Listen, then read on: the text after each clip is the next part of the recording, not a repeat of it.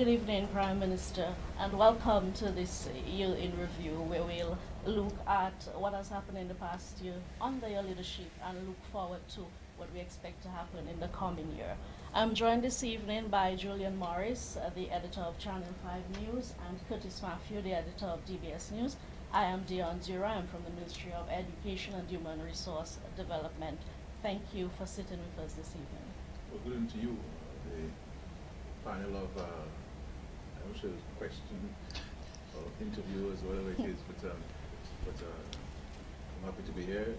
Opportunity again to interact with yourselves as citizens of this country, where, as you said, we look at the year just concluded and looking ahead of Dominica's future. I'm happy to be here.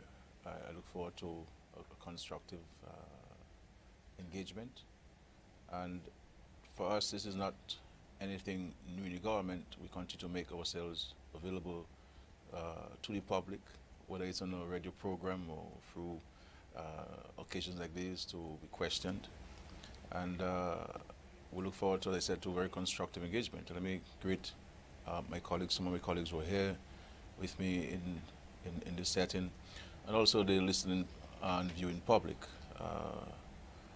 You know, we've started the year with great demand on ensuring that we can implement a lot of government programs and policies in 2019, because we see 2019 as a very exciting year for our country. Very exciting year. Last year was a very challenging one, but we can all say that the year ended very well for Dominica. We saw how every one of us passed the Christmas, celebrated the Christmas and New Year's. There was a lot of money circulating in the economy. Businesses would have had record sales for the Christmas. And this is an extraordinary situation following devastation caused by a hurricane, where our country was really flattened by Maria. So we really had the first real Christmas after Maria, so one could assess where we have come and where we are now. We ended the year with certainly very few tarpaulins, and in many communities where you see tarpaulins, it is either a situation where these are people who are overseas, or these are people who are still waiting for some insurance money, maybe their second home that they're renting, abandoned homes. You know, so we made tremendous progress. We're not out of the woods yet, so to speak, but when one considers everything, I believe we've made tremendous progress so far. For the entire year of 2018, every single public officer received his salary on time, and in many instances before time. We have not defaulted on the payment of one loan. This is extraordinary, extraordinary. As a matter of fact, after the hurricane, when we were making our loan payments, our creditors were surprised, because 226% of the economy devastated, no revenue coming in, expenditure skyrocketed. You have been still able to maintain prudence and a responsible approach to the governance of the country, and not reneging on your legal obligations. And I remember when I went to Washington to meet with the World Bank and the IMF, and the hurricane happened in September. That was October. We paid them in October, and they themselves were surprised that they were able to get paid very early in October for that quarter. And so we have been able to keep the state of ship afloat and progressing towards shore. And in regards to our social programs, not one social program was slashed or removed. Not one was reduced. You know, as a matter of fact, we have increased our commitments to the vulnerable. You saw in the end of December, we gave a bonus to the senior citizens on top of the $300 they were getting each month. In regards to our youth, we made a firm commitment to cut their student loan by 40%. 40%. This is a major investment in light of the devastation and the challenges which we have to deal with following Hurricane Maria, to make these massive investments. And those who are benefiting must understand that if you owe in $100,000 on your student loan, the government is paying for you $40,000. That's an investment. That's money the government is putting in your pocket, literally, because you don't have to pay this anymore. And therefore, you're able to save this $40,000, invest in a piece of land, use that land as collateral to build your own home, and therefore build a base in terms of assets that you can build on and pass on to your children. So when let's look at this. Not one student had to be thrown out of school because this government did not meet his obligation to the school. We met all our obligations to our students. As a matter of fact, we increased our commitment to students by providing the students with additional sums, some students with additional sums to cover rent and also to buy food, recognizing that their parents did not have access to the banks, recognizing that some of the parents would have lost their income immediately after the hurricane, and we want to ensure that the students do not come in. The farmers, literally weeks after the hurricane, farmers got money. And it is not compensation, it is an assistance, an investment the government made by providing farmers with $10,000 and $3,000. I am a subsistence farmer. I can tell you, for any farmer in Dominica, $10,000 can bring you tremendous investments on the farm. Tremendous investments on the farm. And I must say that the farmers spend this money wisely, the vast majority of them, and we have seen the results to the point where you can get anything you wish in any quantity at the Rosa market and the Porto market. And the export has increased in terms of what the pack houses buy, the hucksters. And sometimes there is sort of a misunderstanding, because hucksters tell us they can't get enough supply sometimes, and farmers saying they do not have sufficient markets to sell the produce. But I think what we need to help the farmers on is on farm management, marketing, pricing, because a lot of farmers don't understand that when there is a demand and the demand is high, supply is low, you get a better price. If demand is low and supply is large, is high, then the price will change. And sometimes people don't understand that there has to be a price fluctuation when it comes to selling the commodity. So we have been able to meet our commitments to the public servants. We're able to meet our commitments to young people of Dominica. Small businesses continue to get assistance from the government, and we are building, and we have built several homes. As we speak now, we have currently on the ground in Dominica, where housing is concerned, invested, committed resources with homes being built, $305 million. $305 million that would exclude the homes in Bellevue-Chopin. Exclude the homes in Bellevue-Chopin. You're talking about Portsmouth and the East and La Plaine and the Castle Bruce and the Canada Territory, you name it, we're investing in housing. Looking back, the most significant gains over the past year seem to have been in housing. Yeah. By way of continuing to review your successes of the year, this must have been gratifying for your government. Well, we have helped people with housing not because we had monies and we do not know what to do with it. We recognize that if the government itself did not step forward to assist many families in our country fix their homes, repair their homes, put a roof back over over their heads, build new homes to them, they would not have been able to do so. You understand? And many of us, in fact, maybe all of us who were insured, and we were insured for the life of our homes, always paid our premiums and so forth. Every one of us, the insurance told us that we were underinsured. So you have $150,000 worth of damage. You say, thank God I'm insured. The assessment came and the insurance tell you're underinsured, and therefore you could only get 40%, 40,000. You know, where do you get the additional sum? You're a retired public servant. You're only relying on your pension. You are 75 years old. There's no bank that will give you money to fix your home at that age. What do you do?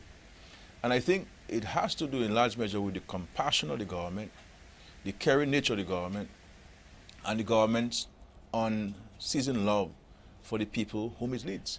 And while we have not completed the task, any person who is honest in this country would agree that this government has made tremendous strides in reaching out to its citizens, its residents, in respect to housing.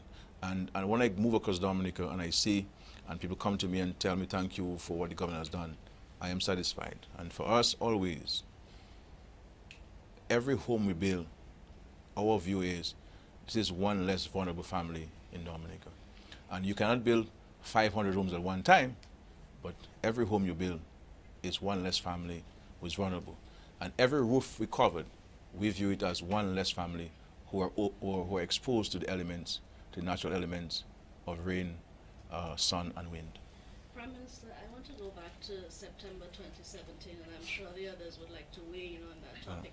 In your first public address following the hurricane, you made the very bold assertion that Dominica would become the first climate resilient country in the world. For many, this is still a very abstract concept. How exactly is your government planning to do that?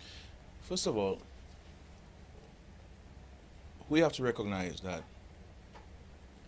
we made that statement the first Saturday after the hurricane.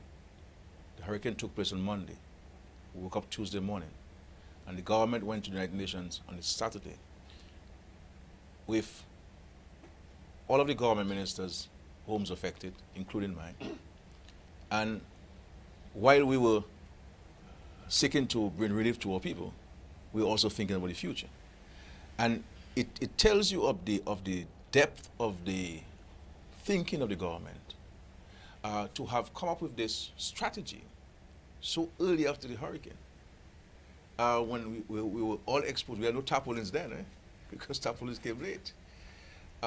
We had to fetch food and water to drink and to bathe and food to eat. And we came with this. And we recognize, look, what scientists have said in respect to climate change is real, and we've always maintained this as a country, as a government. And we've argued this with the international community for several years at various international fora. And we felt that if those who are responsible for climate change are not going to take action to change their habits and behavior and commit themselves to implementing the actions which were agreed in the Paris Accord, then we have to do something for ourselves. And while we will not be able to stop the hurricanes coming and the frequency of them and the ferocity of them, that we feel that there were things that we can do to mitigate against the impact. And therefore we felt that we needed to come up with a strategy about building greater resilience. But if you go back to 2015, we started that process back then. After Hurricane Maria, we said we were going to build back better. And we said to the nation then that if we were to be visited by an event similar to Tropical Storm Erica, the infrastructure which we put in place would be able to withstand it. What are the pieces of infrastructure we put in place after Tropical Storm Erica? The West Bridge, which we were heavily criticized for. And on that bridge, not even the paint was removed by Hurricane Maria. Stood up. As a matter of fact, many critics of the government went there first to see whether the bridge was washed away, to say, hooray, the bridge washed away, we told you so. But thank God it was not. The houses we were building at Bellevue-Chopin at the time of Hurricane Maria, not one of the homes were affected. And as you know, we're putting the electrical lines underground, we put in the telephone lines underground, and we put in the cable TV lines underground. All of these things are underground at Bellevue-Chopin. That was all part of the building back better.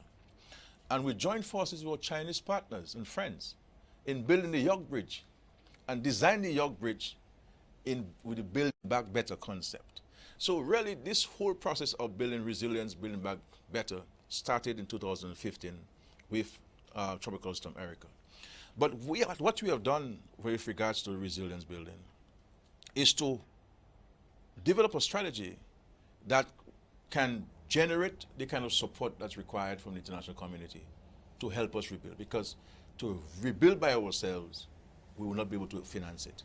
And we believe, and we are satisfied as a government and a country, that that strategy, that policy decision, that vision which we espoused first at the United Nations and later in different fora and explained to the citizens of Dominica, is what has generated the interest in Dominica and the willingness to support Dominica in a sustained manner. So one of the things we did after that pronouncement is to look at the world and to see which countries have been affected by major weather events and what these governments did in response. And when we went across the world, we look at Nepal, we look at Indonesia, we look at the United States, we look at some countries in Europe, we look at countries in the Caribbean after Ivan and so forth. And we, with support from the British government and others, we identified the Indonesian situation as having had the best structure to respond to natural disaster. So the Indonesian government created an agency similar to CREED to focus the government's response to this disaster. Indonesia is a place with thousands of islands, with several tens of millions of citizens. It's a major country. But that island was affected, and the government created this agency. We went as far as, and myself and our advisors, even meeting the executive director person who ran that entity to speak to him about their experiences, to see how they went about doing it. What are the challenges? What are the shortfalls? What are the issues that we have to be mindful of? And based on advice, we decided to create this agency similar to what Indonesia created after the tsunami in Indonesia. And we created CREED. And that has been we have been able to marshal the support of the international community to the point where Canada supported us with the drafting of legislation. The European Union is fully on board with us. The UK government, DFID, is an exceptional partner. As a matter of fact, DFID has agreed to finance the operations of CREED for 5 years with direct financial support. So anytime you bring a vision, a vision is something that you cannot see with your naked eyes. It is not a building. It is a vision, and sometimes people are unable to see what you see as a leader. But as time goes by, it has been crystallized. People will capture it and understand it. But I will say this to you, as I've said this in different settings, that the world is not helping us because we were hit by a hurricane. The world is helping us and has agreed to help us in a sustained manner because of this express vision to building the world's first climate resilient nation. And I will say to you that, like our citizens here, the international community stood back and said, well, what is a little island talking about? You guys are trying to hang your hat where your hand can reach it. But I think over time, when we're able to explain to them the various aspects of it and getting experts to assist us in putting flesh to the bones, people started to realize that this country is serious. And we have not only since then passed the legislation, we've passed the legislation, which is in less than a year, which is exceptional, but we also have a strategy. So when people are telling you that we don't have no documents, this is a 143-page document. That is our National Resilience Development Strategy, Dominica 2030, looking at 2030. And we're now developing the plan with the CEO in office and the Chief Operating Officer in office. We've also put in advertisements out seeking to fill the other vacancies within for engineers, accountants, and the likes to have the full complement of the staff. So we believe that, and what has happened, Mrs. Smith, right? Mrs. Yes, Smith, yeah, Mrs. Smith. I was trying to remember the new last name, Mrs. Smith. What has happened as a result of Dominica's articulation of a vision, the Caribbean region now have adopted that vision. And our intention there is to create the first climate resilient region in the world.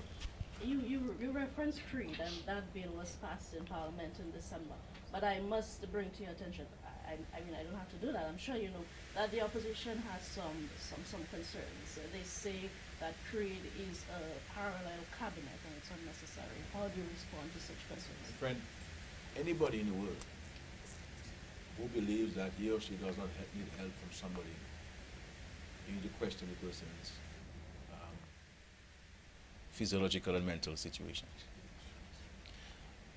You can never do everything by yourself, no matter how bright you think you may be, no matter how experienced you think you may be.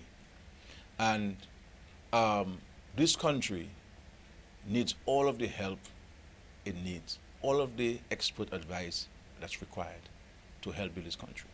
And one has to understand too that with the hurricane, you have to continue running the state as you did prior to the hurricane. And to bring greater focus, and we know we have to accept, we know the challenges within the public service, we know the limitations of every public service everywhere in the world. No matter how large a country is, there'll always be capacity constraints. And I mean, for example, you take the Ministry of Public Works, the extent of work that the Ministry of Public Works has to do to place the additional serious interventions on them, you're going to have a challenge. And therefore, what CREED is going to do is to look at certain critical interventions, you understand? Critical interventions, and that the government will assign those to it to implement. And we hoping with this structure, we can see greater efficiency, a greater speed with it. But CREED is an entity of the state. So it is no parallel government. It is still the Prime Minister who will give directions to CREED, as the government. The Prime Minister is still the head of the government, as mandated by the Constitution. The Cabinet will give direction. The Cabinet will decide which projects, which programs CREED will intervene. But why would a country as big, as large as Indonesia, why would countries, developed countries, and Indonesia might be, I believe, the 15th largest economy in the world with a population of over 100+ million people, would still think that it requires a special agency to assist in these interventions. So we are not going to apologize or say that we don't need the help. My friend, anybody listen to me, and any government listen to me, I can tell you whatever help you want to offer Dominica, this Prime Minister is prepared to accept it once you come in with no strings attached. Prime Minister, you mentioned a CEO for CREED. Yeah. Who is that person? This CREED is Miss Badwell. Miss Badwell is of Dominican origin. She's from Point Michel, as in Badwell from Point Michel. Miss Badwell comes with a wide range of experience and qualifications. She worked with the World Bank and other international institutions. And she has the energy, she has the passion, she has the intrinsic motivation, being a citizen of Dominica, wanting to help. As a matter of fact, literally days after the hurricane, she sent me a message offering to help. I did not know her until I met her during the interview, after the interview process, offering to help Dominica in whatever way she could. As fate would have it, she eventually applied to this position months after and was successful among a long list of people. Is she already in place? Is she? Oh yes. She was in place from last year. And with the law in place now, it gives them the full authority now to carry out the mandate in accordance with the law. I just wanted to ask a follow-up question. It has to do with the Citizenship by Investment program. You mentioned the success stories in housing and the overall economy for 2018. A large part of that would have to do with the Citizenship by Investment program. But Prime Minister, some have criticized the program. Has that criticism led to a reduction in revenue for 2018 of the program? You see, I thought your question was, say, some led by the leader of the opposition. Would have been a better way to put it. The fact is, we've always said to Dominicans, our citizens and residents and the world, that we run a transparent CBI program, and that can stand the test of scrutiny by anybody, anytime, anywhere. Because we understand, while we appreciate the financial and economic benefits of the CBI, we're also mindful that one error can create a problem, not only for us, but for other countries in the region. And therefore, we're very, very critical, very careful with this. And we will never do anything knowingly to jeopardize the economic and financial well-being of our country. But I believe that, notwithstanding the criticism from the opposition and others, we continue to persevere. Our marketing maintain and promotion maintain itself. The stakeholders in the industry knew what we were offering, and therefore had no reason to agree to what was being paraded on CBS program. And those who are potential applicants do their own research, and they recognized that this was just mischief making, an effort to undermine the economic well-being of our country, to gain cheap political points. And I can say to our citizens that this CBI program saved us at the time of Hurricane Maria, because we were able to save some money, to have some money in the bank at the time of Hurricane Maria. And as you know, because of the hurricanes in Puerto Rico, in St. Thomas, the British Virgin Islands, in St. Martin, and elsewhere, all of our partners were engaged there. The British were in the BVI, the French were in St. Martin, the Dutch were in Dutch St. Martin. So all our partners will normally rush to our rescue in quick time, outside of Venezuela and Cuba and our CARICOM partners, because these countries have major assets, like the British and the French and so on. A lot of the food that first landed in Dominica, we bought it ourselves. All of the roads we cleared, and to date, we have spent in excess of $131 million just in dredging of rivers. Dredging of rivers. One can appreciate what we could do with $131 million if we didn't have to dredge the rivers. We spent about $100 million just clearing debris on the streets and roads in Dominica. Okay? And the $305 million that we have currently invested in housing will all come from the CBI program. So the program has been successful, thank God for that. And thank God for the partners that we have and for their commitment to Dominica. You know, our marketing firms, CS Global, all the agents, the developers, the CBI unit led by Mr. Nanton and his staff there. I mean, everybody has been able to pull together and ensure that the program was on stream. As a matter of fact, you know, literally 2 days after the hurricane, we were able to process files and get the program going. What about revenue? Revenue is going so well. Between January 2018 and December 2018, I believe we would have picked up about, just in the, let me see, I think they gave me a note there, just for the that's just for the fund part of it. So that's to say, not for the projects. We would have picked up in excess of $375 million. But Prime Minister, I want to stick with this a little bit, especially in reference to your comments that the CBI is funding several programs locally, and we do see that. But one of the main criticisms of the program is that it is not sustainable. What are the other economic avenues that your government is looking at to boost the country's growth? Nothing is there forever. Like the CBI, even your income tax is not sustainable, because if jobs drop and people don't pay taxes, you have an issue. So, and you project you'll be raising X amount in VAT revenue, and somehow you fall short. You project you'll raise X amount in import duties, and you fall short. So everything you do in life has its own limitations and has its own shelf life, so to speak. What we have been doing with the CBI funds is to invest in the infrastructure to facilitate commerce, to facilitate investments. We're using the CBI funds to build hotels, many of which are under construction and many of which will open the doors in 2019.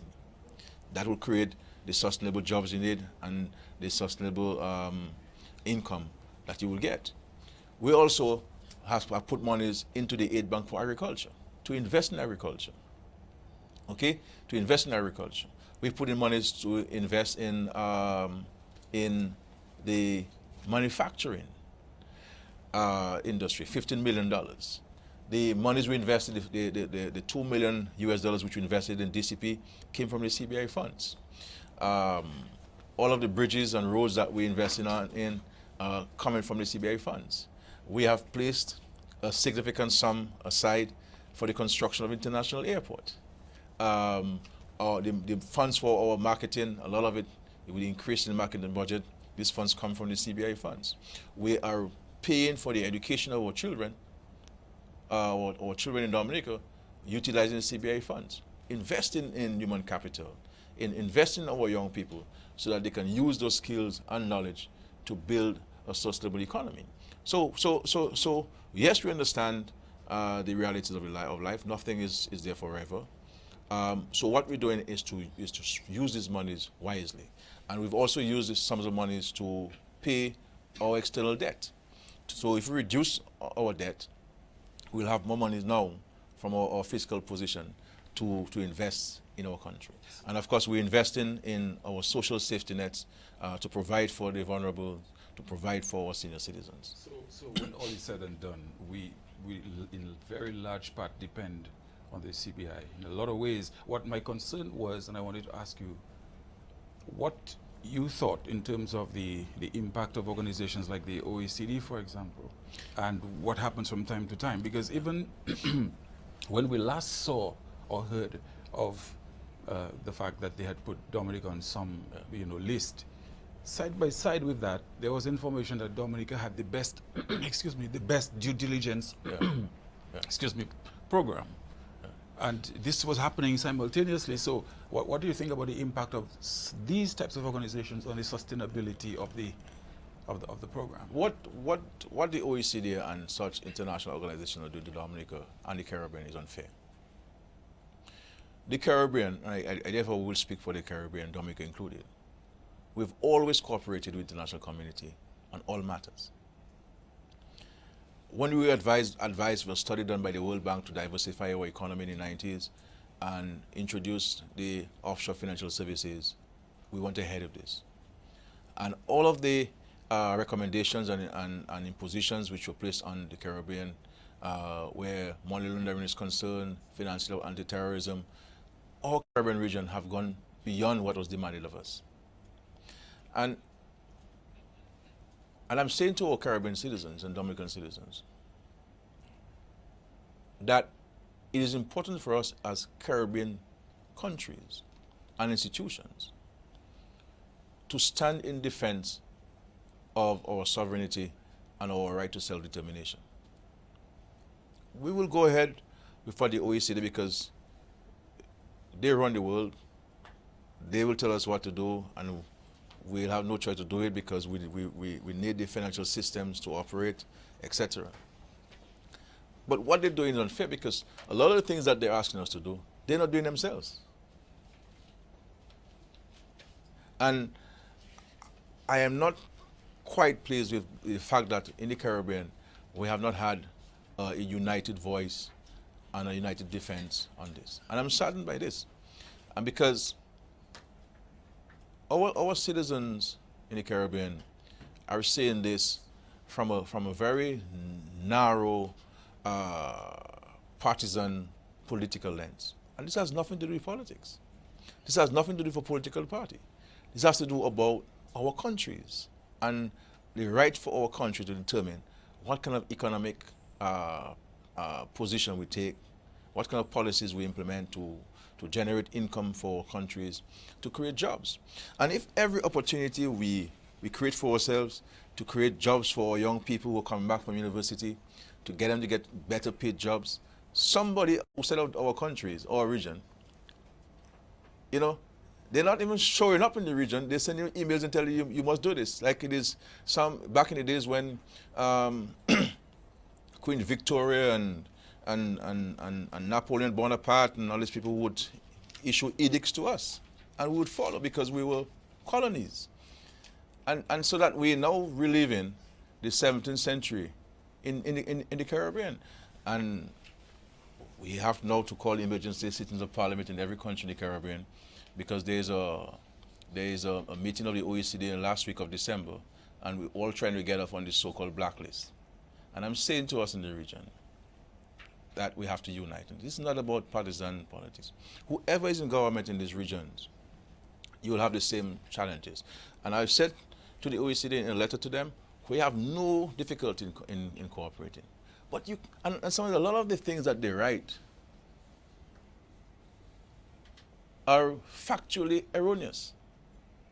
You know, I mean, and we draw it to attention, and they still will not correct it in their dossiers. So we'll cooperate. I'm not saying we'll not cooperate. What I'm saying is that we in the region must not look at this from a narrow partisan political lens. We must see this about the future of our countries and the opportunities which we are seeking to create for our children and for young people who are investing in their education. That, you know, if we don't watch it, we'll have a serious challenge. As you mentioned, the Caribbean Prime Minister, I want to take a look at Ross University, having left Dominica in August 2018. You've mentioned that a replacement for Ross University would be forthcoming by late November, December. What is the latest on I did not give a date by which we will conclude. But you said soon. No. But we indicated that we engage in about 4 or so entities that have shown interest. We only got full possession and occupation of the campus on the 31st of December, 2018. And that had, without we having full control of the campus, created a challenge to us in bringing people to visit the campus, because Ross was not cooperating. It also tricks to prevent us from bringing what they may see as a competition to them in the region.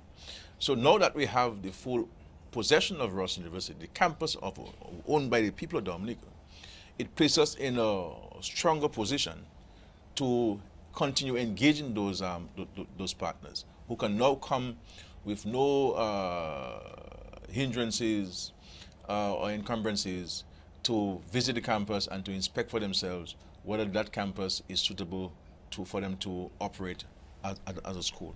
But we're very confident that we shall find a replacement to us, and even maybe a better partner. Some people here have tried to make this a political partisan issue, which is normal practice, and that's fine with me. But I don't play political games with the welfare and well-being of people. And there are many citizens who invested to provide services to us and who have a challenge in meeting their mortgages to the banks, and it's something that we're engaging them on. So it's a matter we treat very seriously, and we will continue to engage these potential partners and make a determination which one we would like to enter into agreement with. Is there any possibility of a legal battle between you, Dominica, and Ross? We're not ruling this out. You're not ruling? Why? We're not ruling, because we believe that my view to the government is that we should pursue Ross where compensation is concerned. We had a lease agreement with Ross, and Ross broke the lease unilaterally. And there are several of our citizens who would have invested based on that lease with Ross, specifically to Ross. And I believe that we may very well pursue Ross where compensation is concerned. Ross has moved on to Barbados Prime Minister, and looking back, the departure of Ross must have been a major economic blow. In retrospect, do you feel that there's more that your government could have done to keep them here? There's nothing the government, Ross took a decision by itself. There's nothing the government, that Ross asked the government to do that the government did not do. As a matter of fact, the firm decision of the government was to focus on the campus of Ross. So we got lights back at Ross first before anywhere else. We got water back at Ross first before anywhere else. We got internet connected at Ross before anywhere else. We engage Ross by indicating to Ross what else do we need to do. Ross raised one issue, we addressed it. You see what I'm saying? It is simply in this business world an economic decision taken by Ross. It has nothing to do with Ross in the government. As a matter of fact, I will say to you, if Ross would come to me and say, okay, Prime Minister, look, we have to invest $40 million to US to fix the campus based on the damage caused by Hurricane Maria. Can you do half? We would have put in $20 million US into the campus. But I will also say to the Dominican citizens that some of the buildings that got affected by by Hurricane Maria were buildings that were part of the partnership agreement to be replaced with all of the concessions granted to us. So these were not buildings that were built recently that got damaged. These were buildings that had to be replaced anyway based on the agreement we had in them, the 25-year partnership agreement which we had with them. So there's nothing the government could have done that Ross asked us to do. So, for example, Clay Harbor. We went to Clay Harbor. I spoke to the gentleman by telephone very early after the hurricane, and they were very transparent with us. They said, look, Prime Minister, we need these 4 or 5 things. And I went down there myself and mobilized the resources of the state, fixed the sheds. I front-loaded the resources to the aid bank because the aid bank waited for insurance money. We gave the aid bank $4 million to fix the sheds. We even went as far as giving Clay Harbor a government-owned generator to continue its business because there were fluctuations from Dominica at the time. You see what I'm saying? And I myself mobilized government vehicle to bring the generator down to Clay Harbor. You see, so with a partner like that, you knew what the partner wanted and what you need to do to get it going. With respect to the property owners, all of the property owners fixed their apartments and so forth. And Ross sent in inspectors, they checked with the apartment owners, and we would have been able to provide housing for all of the students and all of the faculty as early, I believe, as September of that year. But it's a decision they took, and they moved out, and we have to move on. But I will say to the people, there's nothing that Ross asked us to do that we don't do. And I'm saying that if they had come to me and say, we need to invest $40 million, can you put half? I would have gladly put $20 million US dollars and to invest on the campus to sustain the presence of Ross. Let me ask a follow-up, if you don't mind, moderator. Prime Minister, soon after the withdrawal of Ross University, you asked Dominicans not to attack the Prime Minister mortally at the time. You still believe that she had absolutely no part to play in taking Ross from Dominica, so to speak? I'm not in the business of attacking people. That's not my style. And I don't think attacking the Prime Minister of Barbados is justified in any way. And I still maintain that position. I mean, let us look at the relationship between Dominica and Barbados. Dominica and Barbados have enjoyed some excellent relations way back when Tom Adams was in office. As a matter of fact, many of you do not know that when Eugenia Charles couldn't pay salaries and so forth, Tom Adams would help with some bridge financing. And even after, when we came into office as this government in 2000, and we made the treasury empty, we couldn't pay our debts, we were defaulting, we couldn't pay salaries. Barbados was one of the first countries which offered us a loan, you understand, a concessionary loan. And even after Tropical Storm Erica, the entire Barbadian community, and after Hurricane Maria. So I don't want us to go and create enmity with a great friend over a decision taken by somebody else. Prime Minister, I just want to stick with this just a little bit longer. You indicated earlier that you were discussing with the people in Portsmouth. That's what I inferred from what you said. Can you tell us a little bit more about the cushions that you? We will certainly in instances where some of the landlords will need support for bridge financing to ensure that they can hold on to their properties, that the government is minded to providing them with some financing to meet the obligations for a period of time. But that has to go through a transparent process of application, and there'll be information that be required and so forth. So I believe that we will certainly help the property owners there. You know, and so we will certainly help some of the property owners in that regard. Yeah. You're also the Minister for Investments. Can you talk to us about the investment opportunities you've been able to attract over the past year? Well, we continue, as you know, I mean, you've seen a number of businesses emerging in Dominica. I mean, when you look at Do It, for example, Do It, I mean, and the major investments there. We have a new galvanized plant in Dominica. First time manufacturing our own galvanized in Dominica outside of the one in Portsmouth. Okay, plant that you can go in and get your precise measurements and so forth. We have Fort Young redeveloping and reconstructing, not only fixing the existing properties, but expanding. We have also the Secret Bay, which we will sign with in the next few days. There's some new discussion in regards to the budget and so forth. Secret Bay is going to expand in a dramatic way.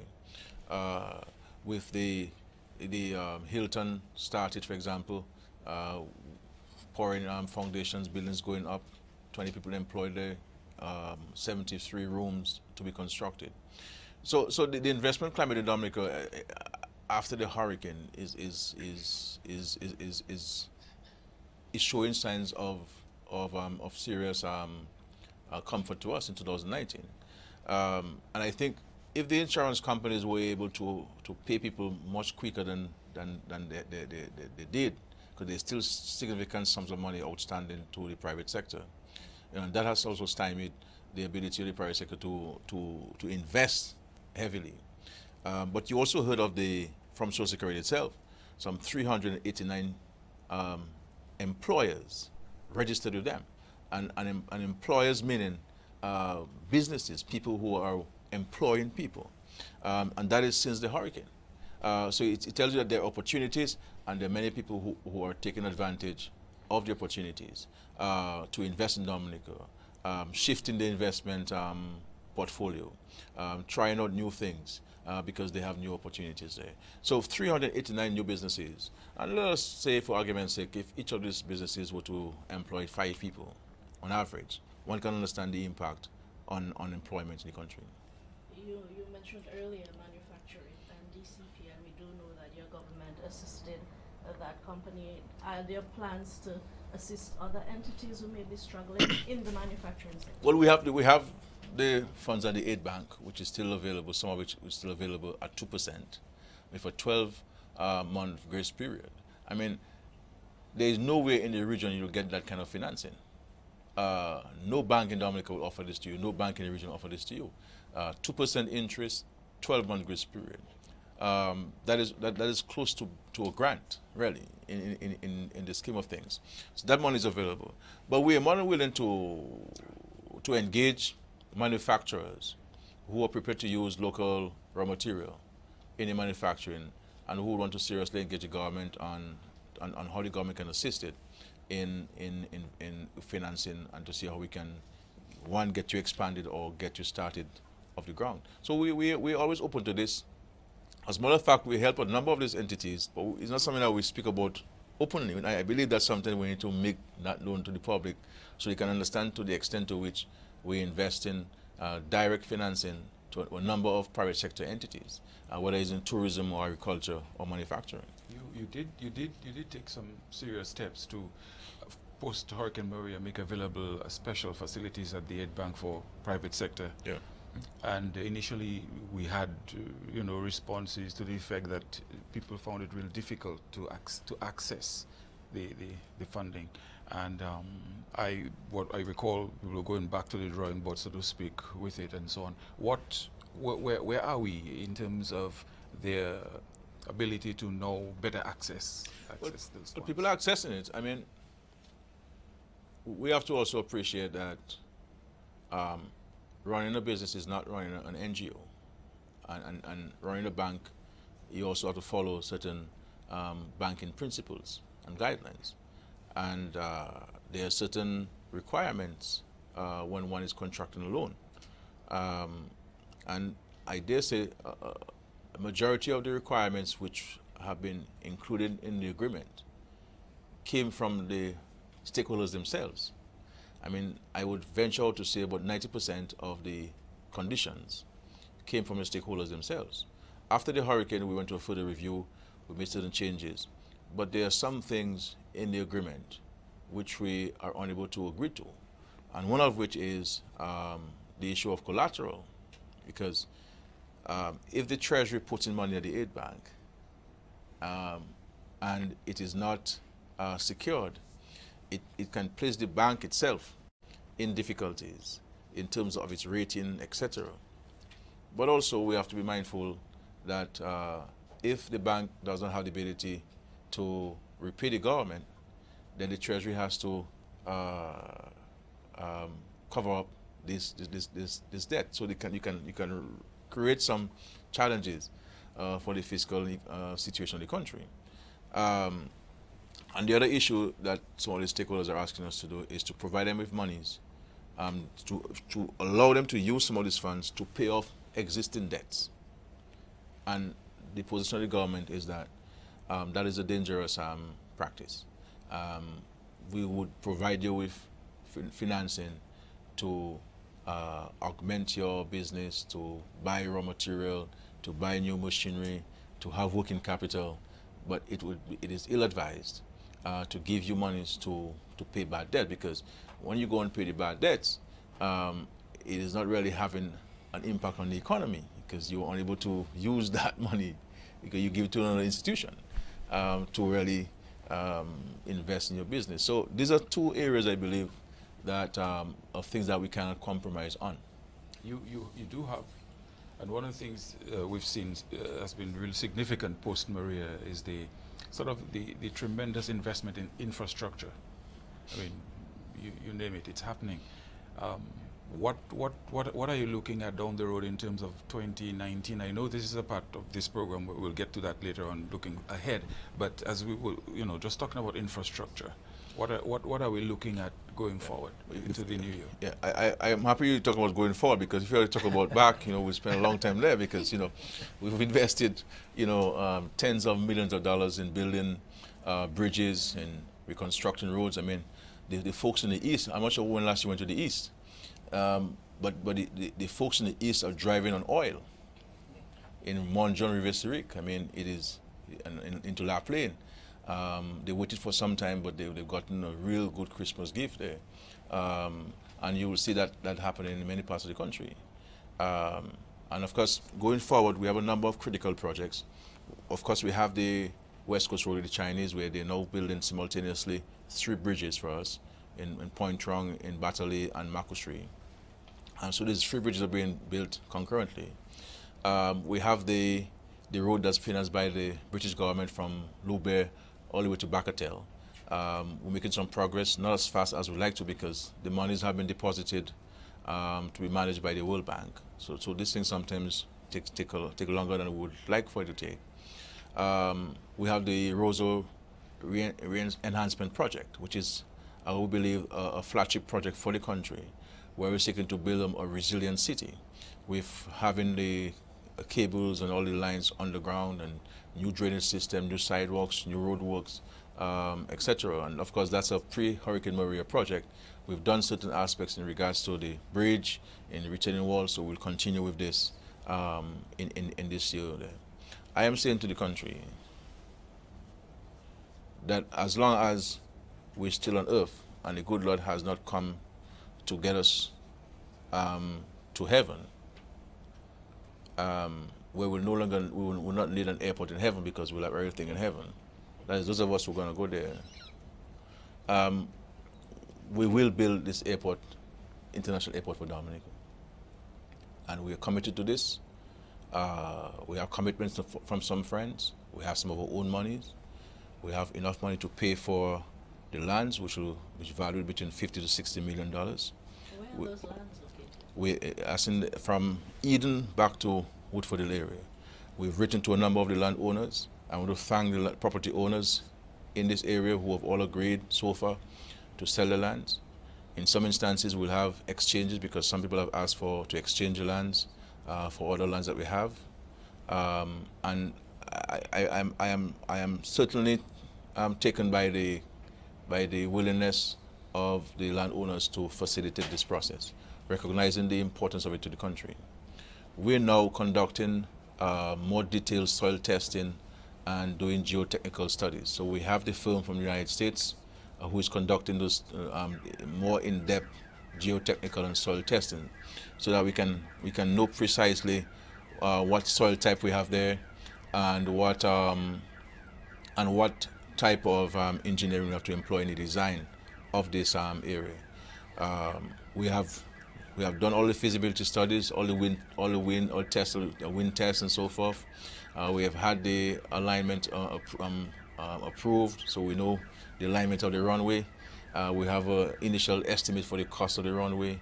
We have conceptual drawings from the firm, and with this agreement with the firm, they'll move towards more detailed drawings, more detailed studies, and I'm hoping that by that time we would have concluded the sale of the lands.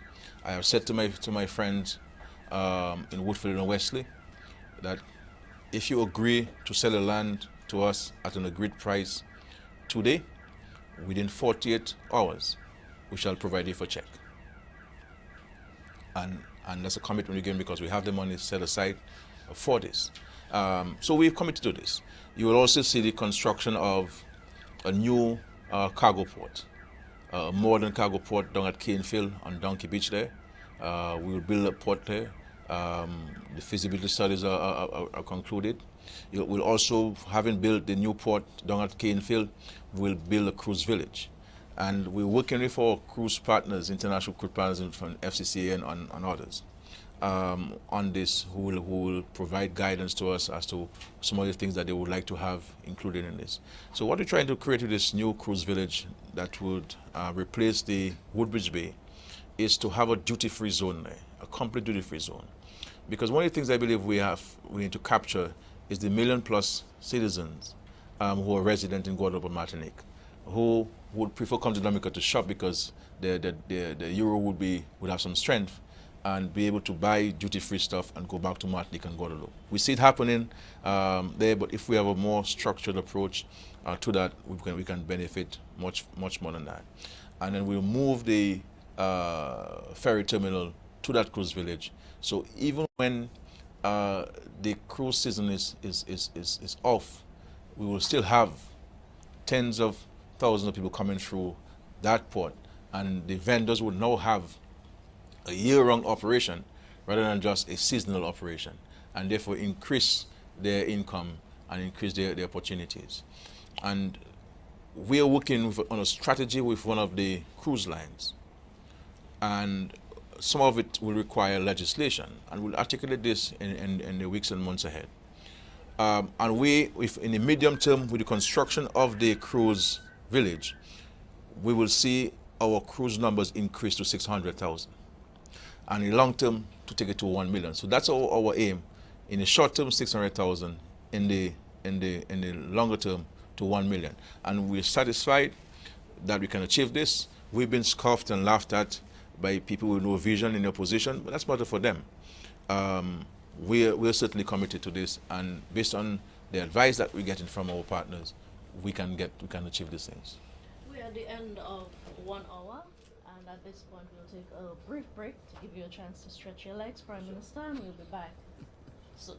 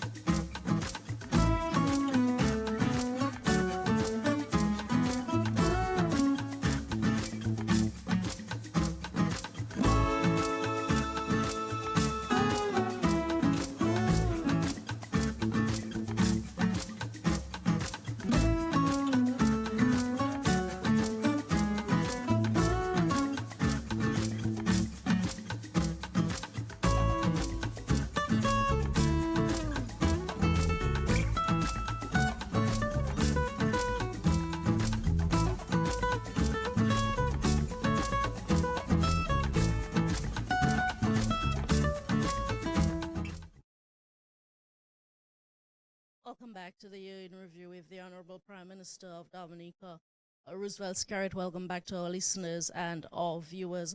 Prime Minister, in April of 2018, you reshuffled your cabinet. Among the major changes was a new ministry for the MP for Roseau, the former UWP member Joseph Isaac. You gave him major responsibility to see through your climate resilience agenda.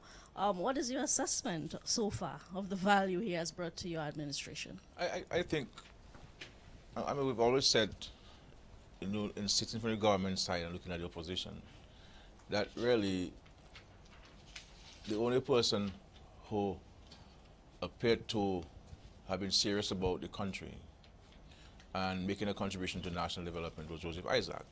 And as a matter of fact, days after the hurricane, he did come to my office to offer his services and offer himself wherever he believes that I as Prime Minister could make that contribution. I mean, he was the only member of the opposition who reached out to me as Prime Minister to offer themselves or the services to the people of Dominica. And I thought that was exceptional.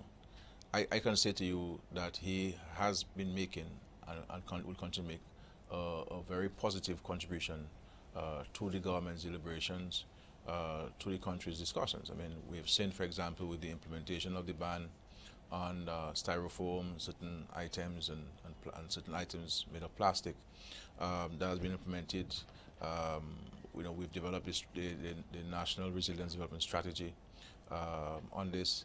We are making strides with regards to the forest and the reforestation program. So there are a number of very important programs that we have been able to achieve with his contribution since he came in. And this is just another testimony of my own words being practiced. I've always maintained that I am prepared to embrace and to work with anybody who is prepared to put country before self and party, and somebody who is serious about nation building. And I have done so on numerous occasions. Because I don't believe in, truth be told, I don't believe in the internecine political strife, which we've come to know since Mr. Linton became the leader of the party. The country is too small for that, and this is why we believe that we needed all hands on deck to make a positive contribution to our country. But there are some who are not prepared to do so, and those who are prepared to do so will embrace them. Can I go ahead, moderator? Yes, sir. As you mentioned, Prime Minister Lennox Linton, the opposition leader, my question to you now is, will you be prepared to sit on a panel to discuss national issues with the opposition leader? Well, I reached out to the opposition in 2015 in an internationally unprecedented manner. There is no country in the region and no government in the world that has reached out to the opposition in the manner which I did, and I have continued to do. Where we invited all elected members of parliament to almost form a national government, because I guard the Ministry of Finance and my responsibility as Minister of Finance very jealously, and I always maintain there should only be one Minister of Finance in the country at any one time. But after Tropical Storm Erica, I ended up having 21 Ministers of Finance, which meant that every elected member of parliament was given a blank check to spend to respond to the disaster. And I did so with a genuine desire to bridge the political divide and to show the citizens that we can work together. We can disagree on certain things, but there's some things that we can agree on and work together. And I've done so in numerous national consultations. I broke protocol, for example, when we were discussing the creed, and the leader of the opposition spoke after me, and I gave him the same amount of time as the Prime Minister did. Nobody speaks after the Prime Minister in a forum, especially an event that is held by by the Prime Minister. I gave him equal time to speak on this. We had the cannabis consultation. He was invited He did not speak, but he was invited. Um, Recently, at the National Independence Address, I indicated the desire of the government to address a wrong in society where and how we treat with past leaders. I wrote to the leader of opposition asking him to suggest a name. He wrote in his usual form with all sorts of things that are not necessary, and never offered to represent to anybody on the opposition side to be part of the committee. So the government is going to do it alone. Every opportunity I've given Mr. Linton to be part of a national discourse, he has reduced it to internecine politics, strife and negativism, and never been really serious about engaging. So I am open to engaging anybody on national issues. But I don't think Mr. Linton understands his role as leader of the opposition, and his functions, and the great responsibility and the seriousness of the responsibility which that office holds. And this is why it is dangerous to elevate someone like that to office of Prime Minister. I'm going to use this to segue into health. One of Mr. Linton's major concerns, it's a sticking point for him, is the Marigot Hospital. We've heard over the past 2 years or so several possible dates for the start of work at the Marigot Hospital. Give us an update on what's going on there. Well, first of all, I don't think Mr. Linton is interested in the hospital being constructed. If you're a member of Parliament representing people and you're genuinely interested in doing so, you write to government and you write to all international organizations and all type of foolishness, long letters, 5-page letters, of all sorts of innuendos. If you're genuinely interested, would you not write the Minister of Health a letter, invite him to a meeting so you can discuss the Marigot Hospital and offer your assistance where you can? The government has never said it is not going to build the Marigot Hospital. As a matter of fact, the government has already secured financing for the construction of the Marigot Hospital to be financed by the government of the Republic of Mexico. That is monies that have already been transferred to UNOPS, the agency that will be responsible for implementing the project on behalf of the government of Mexico and the government of Dominica. We have signed numerous, in this agreement, in this financing, you're required to sign numerous documents. So far, we have signed no less than 8 or 9 documents in relation to that project. And there was once I was out of state, and the Deputy Prime Minister, who was then acting Prime Minister, signed on my behalf. And we had to go through a whole process of getting an apostille and so forth, because it wasn't the substantive whole of the post of Prime Minister, Minister of Finance who signed the document. So numerous documents have been signed. The last document was an MOU which I signed some weeks ago. So these processes, the procurement process can be very prolonged, very long. And I've expressed my frustration about these things numerous times. The government went ahead and cleared the site, which was a requirement of the project. We paid close to $300,000 to demolish the site and to clear it, and so that it is an unencumbered site ready for construction. So when I hear the people talk, people talking as if the government has decided not to finance the hospital. We have agreed to finance the hospital. And in this hospital, it will be a smart hospital. It will be a hospital where you will have diagnostic equipment. It will serve as a trauma center in the event you have an accident at the airport.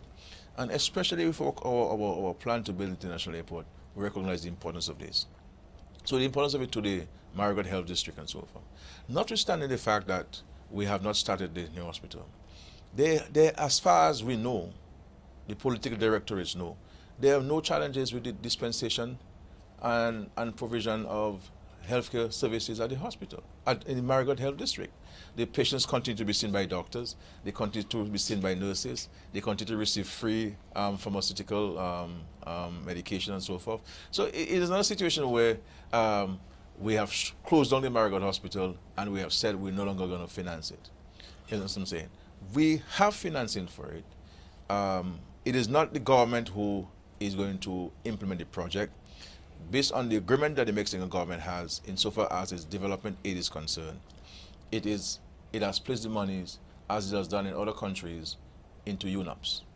Okay, that's the agency that will design the hospital, that will procure the contract for the hospital, and that will build the hospital on behalf of the government of Dominica and the government of Mexico. So as of now, we do not have a start date that you. We have written to UNOPS asking them for a revised schedule for the implementation of that project. Once we get that revised schedule, we will share this with the general public so that people can be informed. And that's what it is. And if you go to the parliament and the questions that have been asked in parliament, you will see the response laid out in the parliament by the Minister for Health. So we're just trying to create unnecessary rancor where really there ought to be none, and there's no justification for it. But we're committed to the hospital, and the hospital will be built because we have the financing for it, and we're basically waiting on UNOPS to start the process. Are you concerned, Prime Minister, that as we speak, you don't have a major health facility in close proximity to the airport at Marigot, the Douglas Chelsea Airport? But what has existed? We have a hospital in there. The hospital is not necessarily the building, is the facilities you have to, the equipment and the medical practitioners. You understand? There are countries where you have your hospital operating in a tent, but they provide excellent services to those who seek the services. We agree that, and this is why this is the first government, people always like to talk about these things, these things were there already and people we demolished it and so forth. This is the first government that has articulated a clear plan with refinancing to build a modern state-of-the-art hospital in Marigot. And we're committed to doing so. We're committed to doing so, and we will do so because we have the financing and the commitment for the financing in the government of Mexico.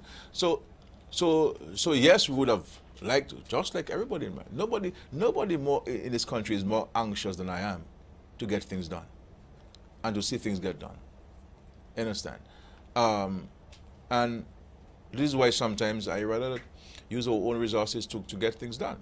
But the fact is, we cannot afford to finance all that we need to finance in our country. And we have to rely on friends and partners who are willing to assist us.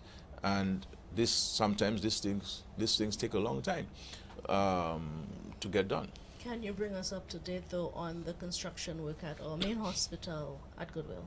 Well, work is moving very, very fast. The Chinese contracting firm have really increased the pace, and I want to thank the Chinese ambassador and the Chinese government for this. We have been advised by the Chinese that we will get the first phase handed over to us by April of this year. So the first phase will be handled by April of this year, which is good news to us. It can be before that, but certainly by that time, it will be ready. And as you know, we had to take some time to do some changes to the design following Hurricane Maria. So the rest of the buildings outside of this first phase, the roof will be concreted. There are some functional changes we had to make with the floor space, the use of the floor space, and the Chinese government has agreed to that. So work is going apace. So the first phase of the hospital will be for this new hospital, and the second phase, as you know, will have a helipad constructed. We funded from the Chinese government. We'll have an increased water storage capacity at the hospital to ensure that the hospital can run itself for several weeks in the event of a natural disaster. So we're very, and of course there'll be additional services that would negate the need for us to have our patients go into other countries to seek medical care. Could we respond to the Prime Minister? Do you share public concerns about the quality of service on offer at the hospital? Well, it's not the Minister of Health or myself or the Cabinet that dispenses the services. Our responsibility as the government, as a political directorate, is to ensure that the resources are available. And we do make the resources available. For example, last year, I believe, or year before that, in the budget, I believe in 2017, we increased the pharmaceutical budget by $5 million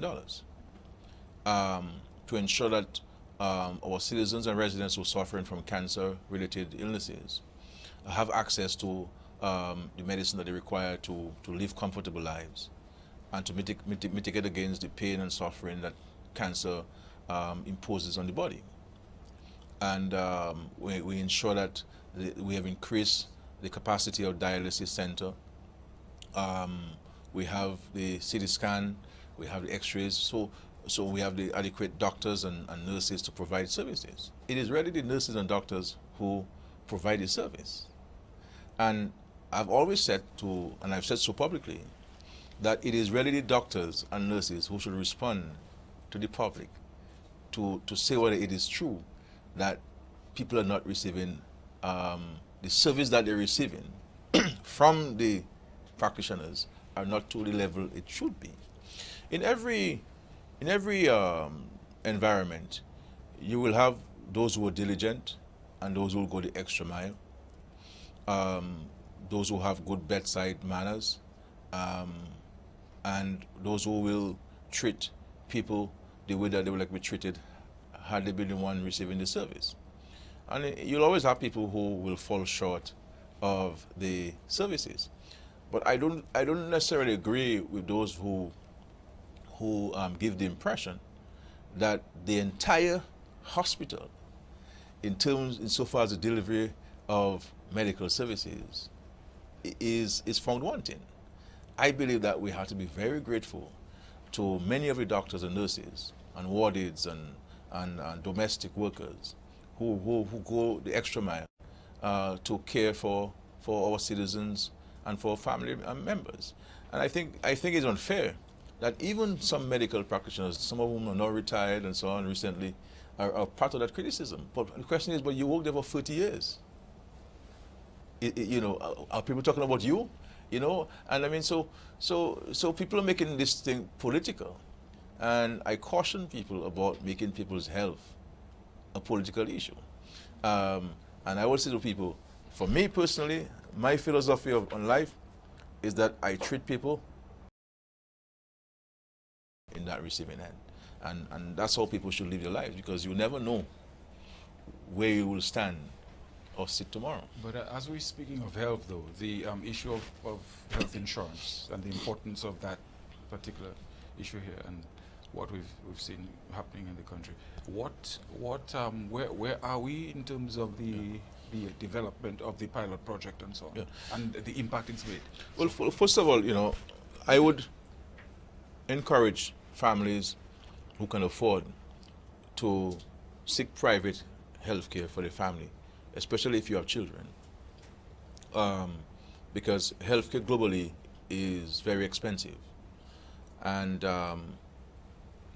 it's important that you have medical coverage for your family.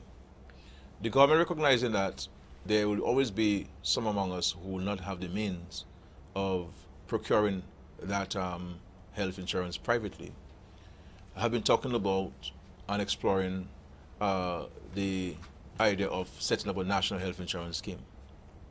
And that's been a talk around for many years in Dominica. We took a decision in the cabinet that, look, let us stop the talk. Let us try something. Let us start something. And therefore we started with the first pilot for children of particular age group. And last year, a year before that, in 2017, we extended it to another category. And we made tremendous strides. I was just given some documents there on the impact we've had on this, and the number of people who have benefited from this. To date, as the number of beneficiaries under the National Health Insurance Scheme, from April 2017 to December 2018, 78 people benefited from this facility. 78 at a total cost there of $2,938,461.98. So 38 individuals have benefited between April 2017 to December 2018. So this is for a short period, 78 people and $2.9 million spent. So the fact is, we're looking at this and we're learning from this experience. So every year or two we will extend it and eventually get to the whole. So instead of waiting to create this national health insurance scheme all at once, let us start. And as we go along, we'll learn from the experiences and see how we can make changes to improve on it and to eventually get to a national health insurance program. I'd like to move on, Mr. Scarrett, to the great marijuana debate.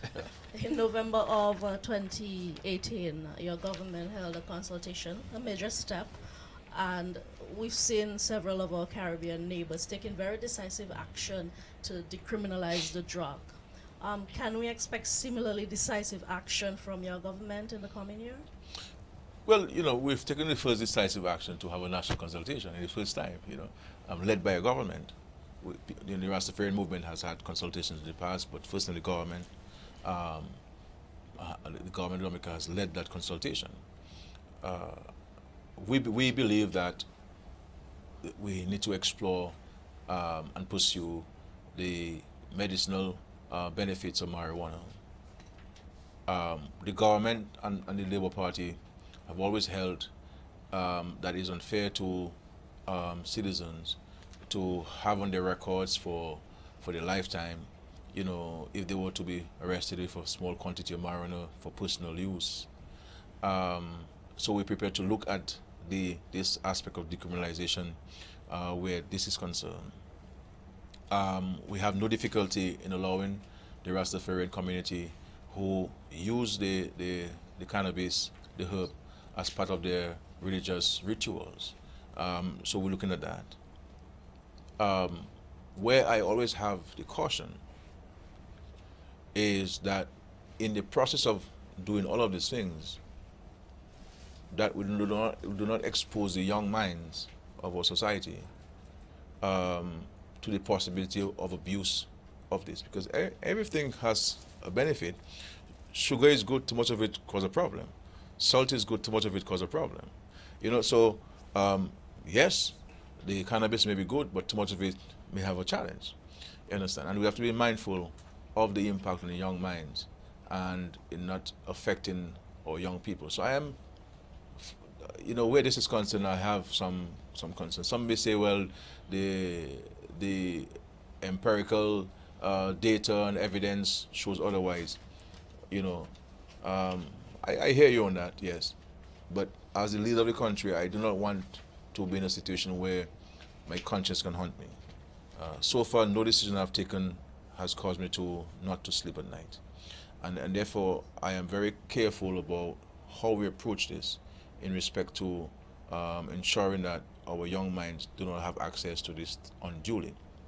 Because just like alcohol, and it is illegal to sell alcohol for a child below 18, but we see school children have access to alcohol and abuse it.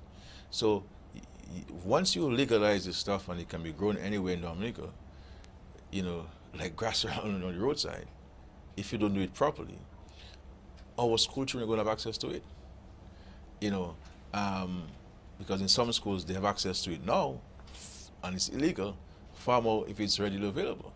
You see, so we have to be mindful of this. But I also say that I have heard the opposition parading this as an economic savior for the country. Yeah. They've been ill-advised. And while one, yes, we may be able to get some benefit from it, but I don't see marijuana, in all due respect to anybody who's talking about this thing, as an economic savior for the country. And if that's what the opposition is placing the economic and financial prosperity of our country on, then they're very high. Yes, Yeah, the follow-up I was going to ask is, you mentioned the fact that the Parliament, can we see the government go to Parliament with this marijuana issue in 2019? Certainly. Certainly. We'll go to Parliament. We are looking at legislation that has been passed in other jurisdictions, because it makes no sense you go and invent the wheel when it has already been invented. So we're looking at what other countries have done and to see how we can learn from these experiences. In some countries, marijuana has been used as medicinal purposes for a very long time, for several decades. For example, in Israel, they've had tremendous successes in this. Even the university I went to, they were pharmacology department getting federal aid, you know, for almost the entire existence of the university. So people, their studies have been done on this, but and we'll go to Parliament to pass certain pieces of legislation to facilitate the Rastafarian and community to have access to this for their religious purposes, and to address the records of many of our young people who would have been arrested by the police and charged by the courts for a couple of marijuana cigarettes, and who want to move on with life and who have made a change in their lives and so on, but cannot go forward because of that stain, unfortunate stain on their records. And I think we need to clear this. Of course, Mr. Skerritt, there are several areas of the economy that we want to touch on before Sure. the last hour winds down. Agriculture, marijuana could be Yeah. classified as agriculture, but we've heard from the Ministry of Agriculture following the passage of Hurricane Maria that one of the areas of focus was food security and building resilience within the agriculture sector. Where would you say your government is with this? I mean, we made tremendous strides. You know, where agriculture is concerned, our terrain, you know, while the soil is fertile and we get adequate rain, it's also difficult terrain. But I believe that the proactive approach that the government took immediately after the hurricane helped in having food security in our country. I mean, the provision of seeds and seedlings, planting material, inputs, and the direct cash that farmers needed really motivated farmers to plant and to plant. We also provided farmers with the white potato seeds, and this year, last year, 2018, we saw a record amount of sweet potatoes in the market. I mean, and the quality was much improved. You know, a number of farmers got involved in this. The government provided the seedlings. The government itself even bought a wide variety of it to sell to the private sector. So farmers did a major profit on this. With the help of the Chinese also, we have been able to provide seedlings of various kinds to the farmers. At the aid bank, we have the 2% loan with a 6 months grace period, and many farmers have accessed this. We provided fishermen with outboard motors and boats, new boats and outboard motors, so they can start the trade immediately. So just over a year after the hurricane, we have been able to supply ourselves with all of the food we need, all of the fish we need, all of the chicken we need, all of the pork that we need, and most of the eggs that we need. You see, I mean, this is phenomenal. And mark you, birds or the layers, you need about 25 weeks before they could start laying. But you know, we had to help farmers front load their investments to get these chicks and to get the feed and to get to the point where we can supply ourselves with eggs, because most of our birds would have died in the hurricane. To get the abattoir back into operation within weeks of the hurricane, where we can slaughter pigs and slaughter chicken and so on and supply the market, is exceptional. Fishermen, I mean, we have a lot of fish in Dominica of various kinds, high quality fish. And all of these things could not have been done without a government strategy, a government plan, and importantly, government financial backing. And so that's why the first order of business in my discussion with the World Bank in Washington in September was to provide these grants to farmers, where we invested in excess of $22 million of government funding in the agricultural sector. So to have $22 million of cash invested in farming is a huge amount for a small country like ours. And we saw the results of it to the point where before the end of 2017, our farmers were exporting some of the short-term crops. So we're exporting cucumbers and different tomatoes and so forth to our original brothers and sisters. And the market, when you go to the market, I mean, it's a beautiful scene. What moves our afoot though to increase agricultural export? Our farmers still cry that they need markets and they need boats to transport their produce. Well, we're working with a couple local people to acquire some boats. So they're acquiring some boats. We're getting them some loans from the aid bank. So we'll see We will see the presence of a couple of boats that were lost during the hurricane, replaced and so forth, which is critical. I believe that's where we have to work more in a more coordinated approach to secure the markets, but also we have to get the farming community to be more business oriented. And this is why in the new strategy we're going to reorient the agricultural investment unit to provide that kind of guidance. And within the Ministry of Trade, along with DEXA, have a dedicated unit that deals with the marketing and the trading of agricultural produce. So we're going to be reorienting our marketing strategy to help the hucksters, because really the hucksters are doing a fantastic job in sourcing the markets, but we're going to need to provide them with some more professional guidance and so forth. The challenge we always have is that we fetch the markets, but we are not in a situation to consistently supply the volume that's required. You see, and I think that's where we have to address it. DEXA has tried to do so with the dashing and having the markets and having the farmers supply. But truth be told, sometimes, we have these programs, we give the farmers the support, but a huckster passes by before and is given a good price. The farmer sells it, you see, and that now affects the market which DEXA would have, or even the other huckster who you're planning for would have, because he's unable now to supply his market the volume that he would have liked to supply.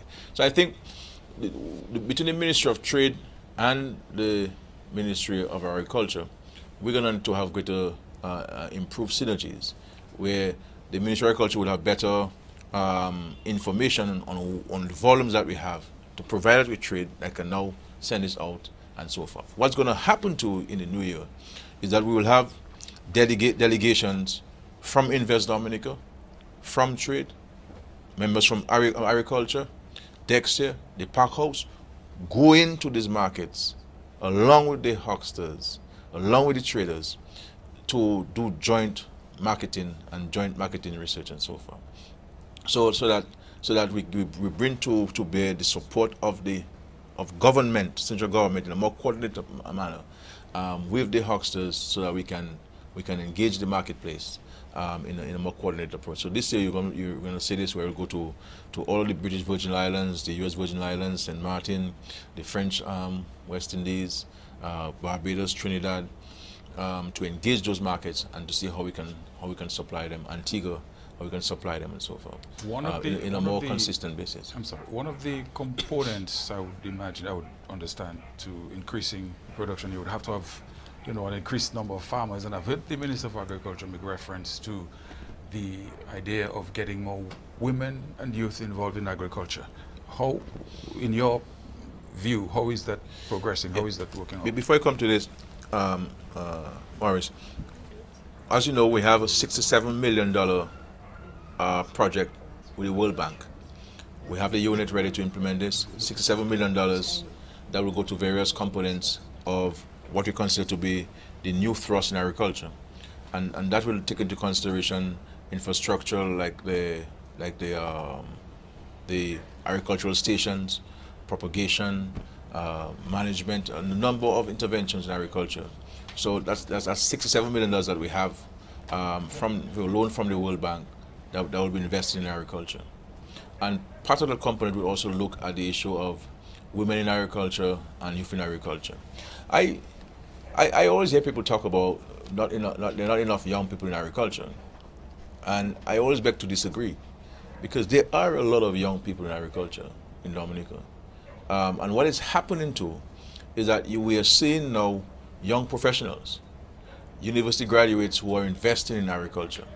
And I think what we need to do in the Ministry of Agriculture, and the Minister and I have had this discussion, and he has agreed with me, and he's pursuing this, is for us to reach out to these people, to help them in terms of the investment capital on the farm, and to build them up. I met a youngster in Calibishi, and he's a young guy who we're going to invest in, and I'm hoping we can meet with him soon in the government system. So he does the cassava bread and so forth. He has his bakery, he does the cassava bread. He plants the cassava, and he also has contracts with a number of farmers to supply with the cassava. And I think we need to take this product beyond the shores of Calibishi. And what does this young fellow need to get to the next level? You understand? We have invested with Big G's in dailies. After the hurricane, I met with him, and he says, "Look, I have a proposal." I said, "What proposal do you have? Give it to me." $40,000 required, and we invested that $40,000 in Big G's. So he was able to resuscitate his farm, because he also plants peppers. He buys from farmers, but he also plants. Get him to buy equipment for his processing.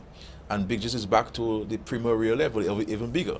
And we're looking for other such entrepreneurs. There's a young gentleman, Karim Geese, who's a young professional who works at Digicel. He's a major poultry farmer. You know, maybe one of the largest in the country, since the McIntyre farm was destroyed some years ago.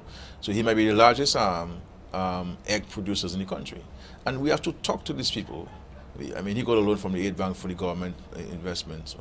So the government needs to reach out to these people and to see what are they doing, how are they doing it, and what kind of support they need to get to the next level where they can increase capacity. So these are some of the things practical things that we're doing in the government system, in Ministry of Agriculture, to increase production and so forth. I hope there's support for subsistence farmers too, because I do some subsistence farming. Well, we encourage that. That's great. You know, we encourage that.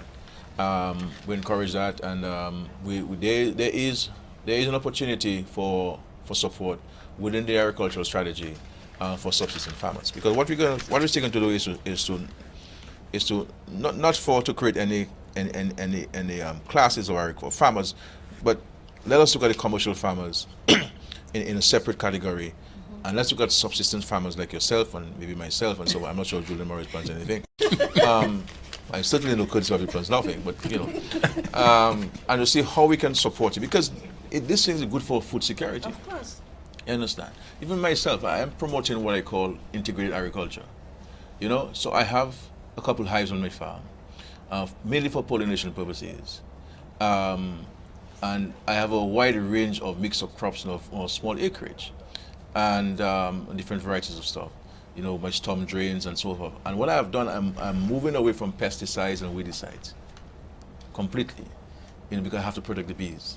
And I'm going to do a small chicken coop with 30 layers to get for the pen manual to use for the vegetables and so forth. And what I'm hoping to do is to turn this into an opportunity where school children can come and learn some things. But interestingly, I'm just doing this thing for pollination, but my friend went there and harvested the honey and came up with 12 huge bottles of honey. Nice. You see what I'm saying? And I understand this thing fetched for over 150 euros. Wow. So if I had to send this to Guadeloupe to sell, I'll have big money. So there is opportunity in the industry, but Mr. Scarrett, it would be remiss of me if I did not touch on education. I would not be able to live it down at work tomorrow. Over the past year, we've made significant strides in education. In fact, just this week, we opened 5 new schools for the first time since Hurricane Maria. But what I want to focus on is the issues affecting our teachers. Our teachers have concerns, specifically relating to their appointments, to their salaries. What assurances can you give them going forward that these issues will be addressed? I could say that to the teachers, and I'm sure all of them will agree to me, that they do not have a better friend in politics than Roosevelt Skerritt. And if you look back from when I became Minister for Education to now, and where the teachers were and where they are now, teachers in Dominica have made phenomenal strides under this administration. And you recall, and you see sometimes, you recall in 2009, where by an action of the government, we created 150 new positions in teaching. People have to understand how the public service operates. A number of these teachers are employed as temporary teachers. So they come in as temporary teachers. They may have a degree, they may have the teacher's qualification and so on. But if there's not a vacancy in the teaching service, you'll never get appointed. And there's a process by which you go to create additional positions. That's why you have a situation where somebody might be teaching for 10 years but not get appointed because there's no vacancy to appoint this person for various reasons. Maybe somebody might be studying, or you have more teachers than positions. So what we did by a stroke of one pen, we created 150 positions of teaching. and appointed 150 teachers in those positions. And so what we're looking at, and this is why I maintain, for me and for the government, from the cabinet standpoint, and from the Dominica Labour Party standpoint, my view is that once somebody is in a position for 5 years, 3 years, and so on, that person should be appointed. If the person is not performing, take the person out. But if the person is there continuously for 5 years or so, the person is performing, then you should appoint the person.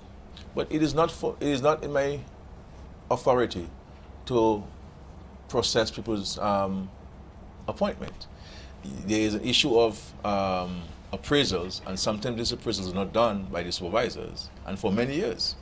And before the permanent secretary can send his recommendations to the Public Service Commission, you must have all those appraisals done up to date. So I think that the administrators of the public service, the supervisors, the unions, need to work together on issues of addressing the deficiency of appraisals within the public service. But in respect to, we intend to create additional positions. So we've asked the Ministry of Education to look at how many teachers we have who are not appointed, and to advise us on how many positions we need to create to appoint those teachers. So we're committed to this. The issue of salary, it's a matter for bargaining arrangements, negotiations. But the fact is, no matter how much money, in my view, you give a teacher, you'll never adequately compensate that teacher. And I was a teacher myself. I am still a teacher myself. And I understand the tremendous, especially if you are genuinely concerned about the welfare and well-being of a student, you'll go the extra mile. There are about 2% of teachers, I believe, that should not be in teaching anymore, but the vast majority of them are doing an exceptional job. So I think and there was an appraisal done. I had advised the union and I advised the government system back then when they were doing the reclassification. I wrote and I said to them numerous times that we needed to separate, to deal with reclassification of teachers separately and not put them with the public service generally, because teachers, nurses, they deliver a particular service, and we cannot hit them with an engineer or somebody. Not that they're more important or less important than the engineer, but because of the fact that they're dealing with human beings and molding and providing services to human beings, that we need to treat them separately. And I predicted the results of the reclassification. I told them before the classification started that if you proceed with teachers in the gamut of things, they will come out worse off, and that happened. So we could not have implemented the whole thing, though there's some of them who would have come out better than others. But the vast majority of teachers would have had their salaries reduced, would have had their position reduced by the reclassification. So I've always maintained that we need to revisit that reclassification process and to treat teachers separately. We had attempted that, all fairness to the Ministry of Education, but there were some issues, I believe, that were never really concluded on that aspect of it. So I think we need to, without any motivations and ancillary issues, that we need to focus on the welfare teachers and see what we can do to improve the conditions of work and the conditions of pay for teachers. All right, Mr. Skerritt, we're winding down our elections are constitutionally due in May of 2020 and expected this year. You hold all the cards. Can we expect a call to the polls this year? Well, I will tell you that the people of Dominica hold all the cards, not me. This election, whenever it is called, by the appropriate authority in accordance with the Constitution, will be the most important election since our country attained political independence in 1978. And in this election, the people of Dominica will decide on one party that can assure and has a plan to assure progressive growth and prosperity on one hand, and on the other hand, uncertainty and confusion that is occasioned by inexperience and incompetence on the part of the United Workers' Party. So that's a choice the people of Dominica have to make. and to determine which group of men and women are more serious about the welfare and well-being of our country, and who are better able to advance the economic fortune of Dominica. What I will say is this. In the final analysis, it is left to the people to decide. I always tell people I have only one vote, and I vote in one polling station in Vegas. The people will decide who they wish to govern the affairs of the country whenever elections are called for the next 5 years. And it's a choice between a group of experienced people and the opportunity to advance progressive growth and prosperity on one hand, that is provided by the Dominica Labour Party, on the other hand, uncertainty and confusion occasioned by incompetence by the leadership of the Workers' Party. And I'll tell you, when people talk about leadership, leadership in everything is important. Whether it's in the church, whether it's at your home, whether you're in a group, whether in an organization, whether in a country. To allow a senator to miss 3 sittings of Parliament to the point where the Speaker would write to the President, informing the President that a senator has missed 3 sittings and therefore he has vacated his seat in the Parliament, is telling on a leader. I can tell the country that this would never happen to me as Prime Minister with an elected member of Parliament, far more for a senator. And it speaks to the weakness of the leadership, of not taking decisive action and correcting this. And it is also a disrespect to the Constitution of our country that you would have a senator whose business it is to perform his duties in the Parliament to be working outside of Dominica, not available to the Parliament, not even during the budget debate, which is the most important item on the calendar of our Parliament, our country. That's when the women wear their best dresses. That's when women wear their hats. That's when you have the musical band playing the fancy song. That's when the president, the head of state, addresses the Parliament. If we had white horses, that's the president would have come to Parliament on a white horse, as the governor did. You see what I'm saying? And to miss those events, it speaks to the weakness of the leadership of the Workers' Party. And so Dr. Thompson Fountain, as we speak, is no longer a senator in Dominica because he missed 3 consecutive sittings without the express authority to speak. Prime Minister, I realize that time is running out. I have 2 more questions for you. Moderator, that's fine. Can I go ahead and yes. pick 2 more questions? Please do. Thank you very much. Prime Minister, in recent times, we've had allegations surface over your Justice Minister, Mr. Blackmore. These are allegations, of course, very serious allegations. How are you, as the Prime Minister, treating these allegations? And my other question, the final one, has to do with electoral reform.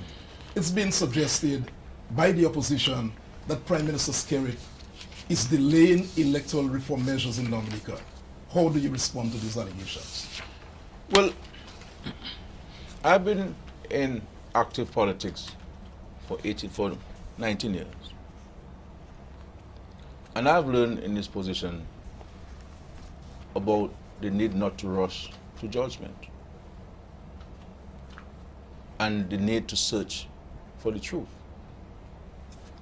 I have heard of the allegations like everybody else, and as the Prime Minister, I had the opportunity to quiz the Minister of National Security on this matter, and he has vehemently denied all of the scathing allegations made in this article.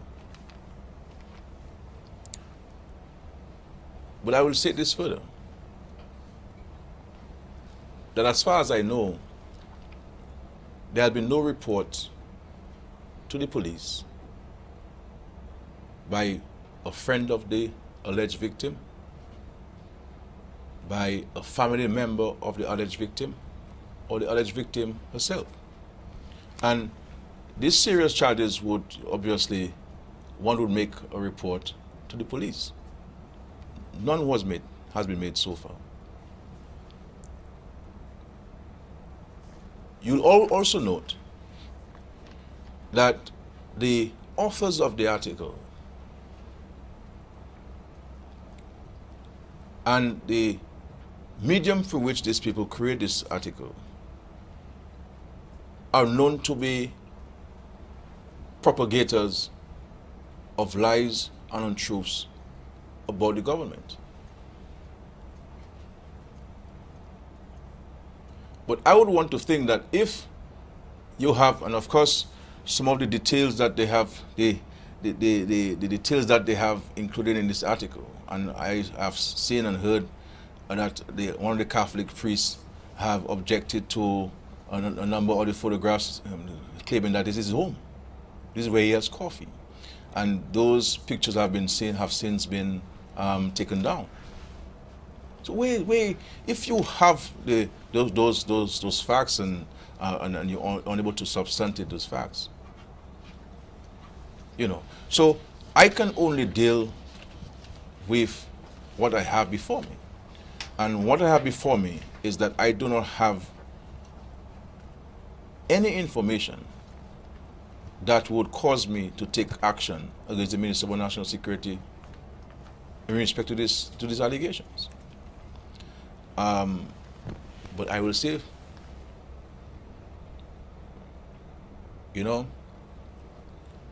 we have in this country turned politics into a blood sport, and believe that, and we're treating each other as if we're just stones. In the Merchants of Venice, Shylock the merchant, when he was being persecuted, and said, if you cut me, do I not bleed? And I have never known politics to be that way in Dominica. People behave as if you don't have family, you're not human. And people feel that they can gain political benefits by going after people in their families in this really nasty way. You understand? I'm sorry. But time will tell. In respect to electoral reform, there are three branches of government as provided for in the Constitution. There's the executive, there's the legislature, and there's the judiciary. Each having its own duties and responsibilities as provided for by the Constitution and relevant laws. I keep telling people, a country is run by laws and not by men and women. I, as Prime Minister, cannot take any decision which the Constitution and the relevant laws do not allow me to.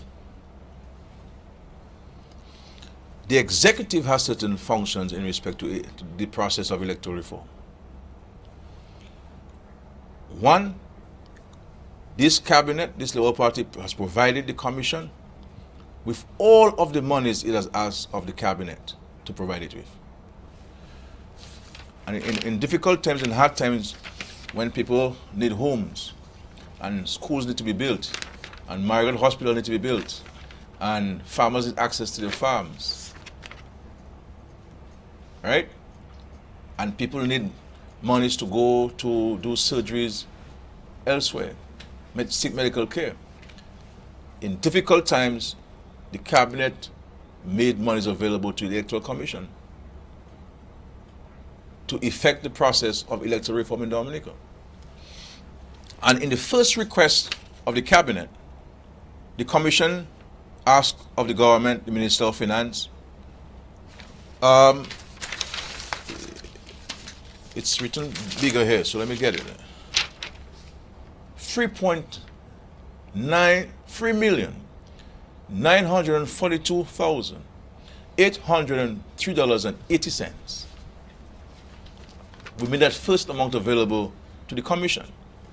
And that amount was to purchase of the system to issue the national ID cards and to input the biodata of each elector in Dominica, and to purchase 330 mobile checkpoint units. That is a unit that will take your photograph and take all your biodata and input it in the system. So $3,942,803.80, which the cabinet approved. So as we speak, for over a year now, the Commission has had the equipment, the hardware and the software required to issue the national ID cards and to go around the country in the various villages to get the information of voters and get the photographs and so forth. A second request was made of the cabinet to provide for additional sums for training and travel, and also employment of additional staff, purchase of a passenger bus, cost associated with implementation exercise including public relations, $1,959,647.43. Dr. Darrow, you hear you good in maths. You could get out $3,942,803.80 plus $1,959,647.43. So $5.8 million, close to $6 million in difficult times. The Minister of Finance advised the Cabinet to make available to the Electoral Commission to effect the process of electoral reform. The other thing we did as a Cabinet, as the Executive, was to prepare amendments to the legislation, because the Parliament needs to give to the Electoral Commission the legal authority to issue the national ID cards and to go through the process that it has to engage with electoral reform. As you all know in the country, we went to the Parliament. There was a riotous situation. And in the judgment and the wisdom of the government in the Parliament, we decided to withdraw the bill and to go through a process of consultation. We had a consultation, we wrote to various stakeholders, asking them to submit certain recommendations. There was nothing substantive coming from them.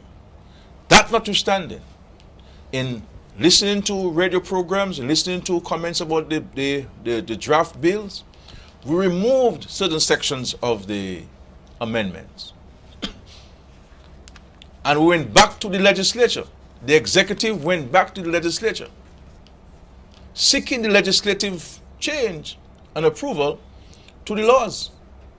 Because that's all you need now. The only thing the country needs now is the legal authority to allow the Commission to make those changes, to effect electoral reform and to start the process.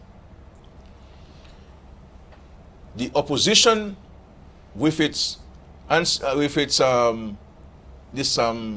movement, or whatever they call it, the opposition party used that entity to file an injunction in the courts, preventing the government from seeking parliamentary approval to the amendment. So that's where we are. So the only entity that has shown interest in proceeding with electoral reform is the Dominica Labour Party administration. Mr. Linton and the Workers' Party are not interested because they want that to be a football, so to speak. And that's the only thing that's giving them any news coverage. Because there's nothing they have produced, they have no strategy, they have no plan, they have no programs that could effect a prosperity and continued growth in Dominica. And so what they provide is confusion. confusion. So when I hear people preaching and so on and talking about these are the facts. These are the facts of the matter. So there's an injunction against the state, the government, from go seeking parliamentary approval. So if you are opposed to certain amendments, my brother, then provide your counter views. So which of the sections in the amendments you're opposed to, and what is your alternative to it? That's how people engage themselves, and that's what we're waiting for. As we come to an end, Mr. Scarrett, the opposition is also concerned, or rather we've heard word that your government may be considering establishing registering agencies in other territories to register Dominicans living abroad. But is that happening? But that is not unusual. That is not unusual. It happened in St. Kitts and Nevis. St. Kitts and Nevis got support from the Commonwealth Secretariat to effect certain changes some years ago to its electoral laws.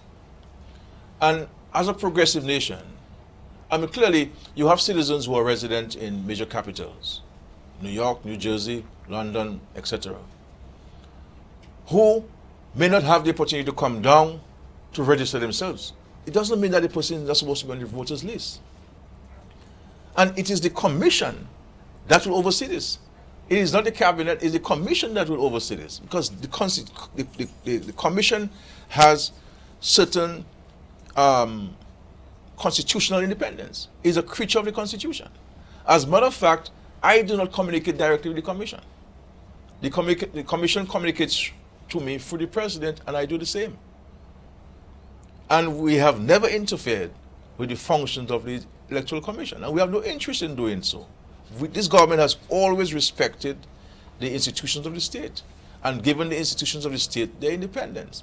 So there's nothing, you go on your own research in St. Kitts, and what did St. Kitts do some years ago, about 10 or 12 years ago, when it engaged itself in the process of electoral reform, financed and supported by the Commonwealth Secretariat. So this is just, you see, on one hand, they say they don't want people living overseas to vote. But on the other hand, they're out there telling them, come to vote. You see, the opposition really is not interested in this thing. That's the only thing that the media will capture them on the news, and you will have them. Otherwise, there's nothing. And so, really and truly, they went to the court and placed an injunction on the process. That's what it is.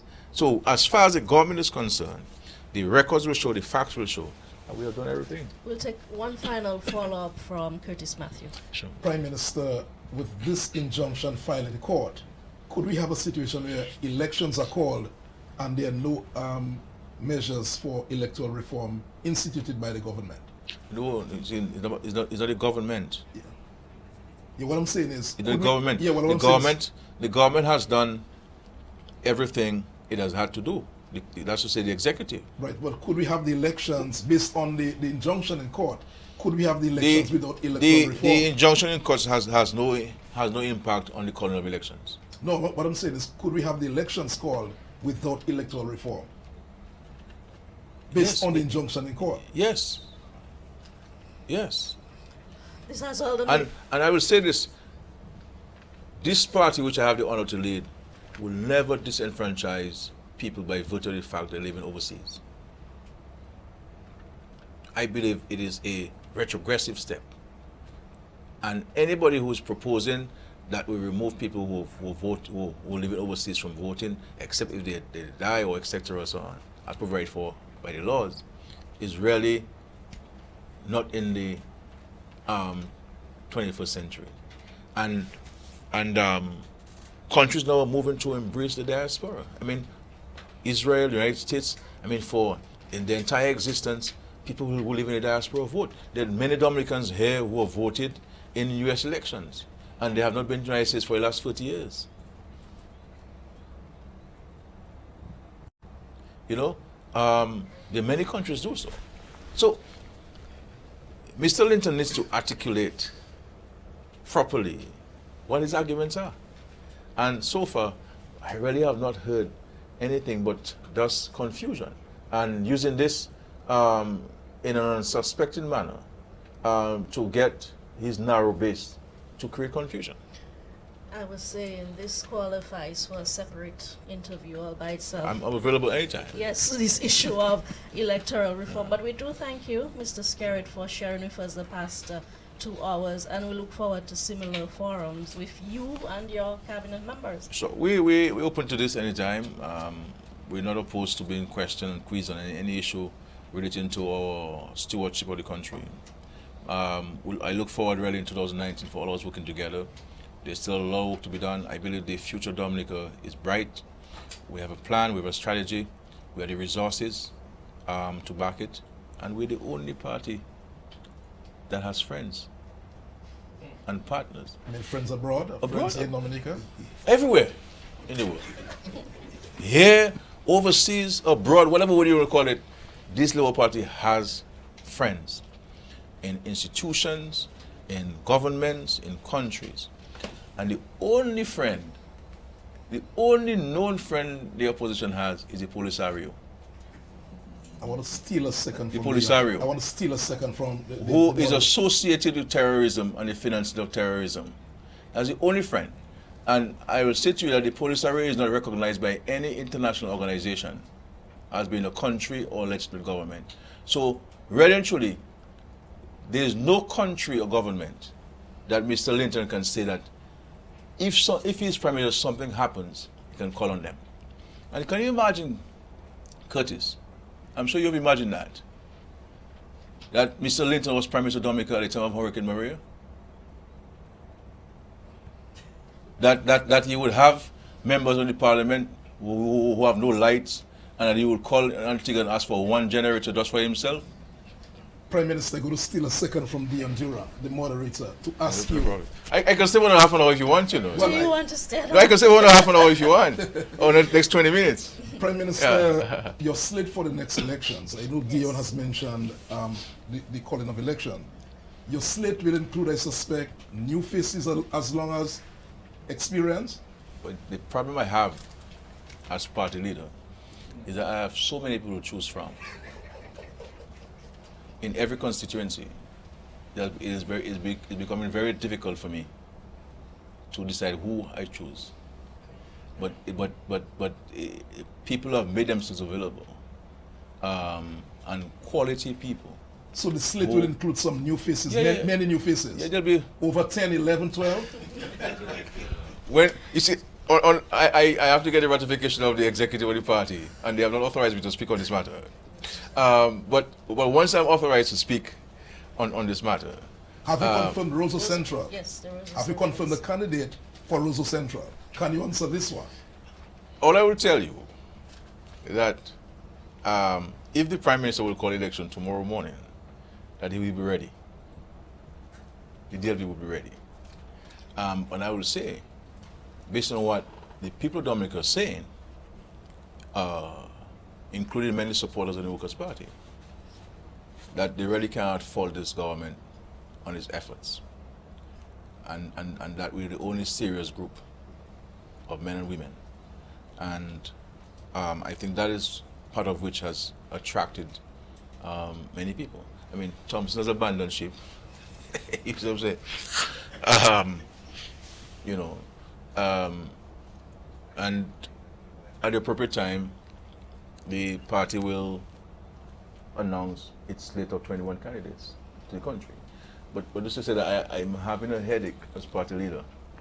I've had a headache of deciding who among the many.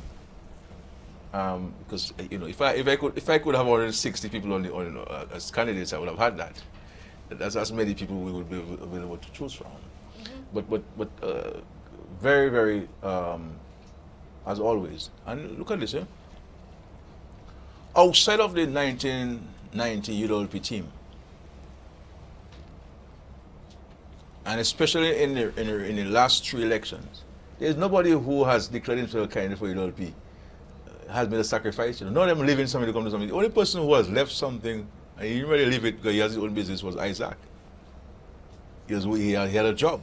But majority, if not all of the United Workers' Party candidates including those I'm hearing who are going to run this time, are looking for work. And in leadership, you must not be looking for work. You must be prepared to make sacrifices for the people. Look at the Bible and in the selection of disciples. Men could not even go and tell their wives they were leaving. Men had to abandon their little business, little fishing. Peter had to leave his boat and follow Jesus. Because leadership at any level calls for sacrifices. Because it's not easy, you know. And you name our candidates, I can tell you what job they left. Nurse Charles, big nurse. Dr. McIntyre was the chief vet. Dr. Darrow was one of the most progressive doctors in the country. You see what I'm saying? Blackmore would have been chief of police today. You see what I'm saying? You name it, my brother. I was at the state college. My salary and that of minister was about a couple of $100 different. So every one of us, and including those who will be eventually selected, because every one of them leaving something to come into this, all of them will be leaving a secure job and placing their pension and gratuity in jeopardy. They'll be losing it, many of them. All in an effort to make a contribution to Dominica. Rosalind Paul left her job, compromised her gratuity and pension. You see what I'm saying? Kelver gave his youth to this. I mean, you see what I'm saying? You go in Castle Bruce, the lady in Castle Bruce there, this teacher of Ernie or Vernie, what her name is. You'll be asked her 3 times, she said no, she unemployed, she want to run. I mean, does it caliber people you guys want to run this country, brother? You imagine if these guys were running. Can you imagine Sparks was a minister during the Hurricane Maria? And Mr. Linton was Prime Minister? We would be in trouble. And let us not take it for granted, you know. It is a serious thing. I might be saying it with a little jest, as I usually do. But it's a serious thing. Serious. All right. So, we can have a further discussion if you want. Yeah, but Dion, I just wanted to ask a final question on this. The Prime Minister 3 years ago said he admired Dr. Keith Mitchell in Grenada, who had gotten a clean sweep. And the Prime Minister went on to say that he admired that so much, he probably was looking at that. Prime Minister, is that still on? This is very still on. It is very still on. The fact is, the only reason why Mr. Linton may win Marigot, because the majority, if you go to Marigot now, the majority of Marigot people are just fed up with this guy. They think he's lazy, they think he doesn't care, he's not doing anything. Let me look at Christmas party they might go have for people, for school, for children. A little toy, a little food package for a senior citizen. Where all the money the party is raising? When I raise money for the party, my brother, choice for every child in Dominica, snacks for every child in Dominica, food packages for senior citizens. That's how we use the money, party money, to help people. Anytime I give you cash from my pocket, is from the party resources. That's how we help people. Are you calling it this year? Well, we have, the date is December, and I think we're to Parliament in January, and you have 90 days after that. So the time is still young. It is due, after all, in May, finally, May. of 2020. You see, she's telling me May 20th. I didn't realize that, so I have a lot of time. You do I have have more that. time than I thought. It was April, which I May. You do have that window, Mr. Scary, but I want to bring it back Sure, because no this is a year in review. We looked at what you accomplished in the past year, and we looked forward. So, as your final word, what can we expect immediately over the next month, over the next 3 months? In the next several months, we'll be housing a lot of people. I mean, you see the progress we made in Castle Bruce, the house in there. One building has been completed, just to put the windows and to paint and tile and so forth. And that playing the same thing. Making good progress in Georgetown and Portsmouth. We're building several homes across the country. So really, this year is a year of prosperity and growth for Dominica.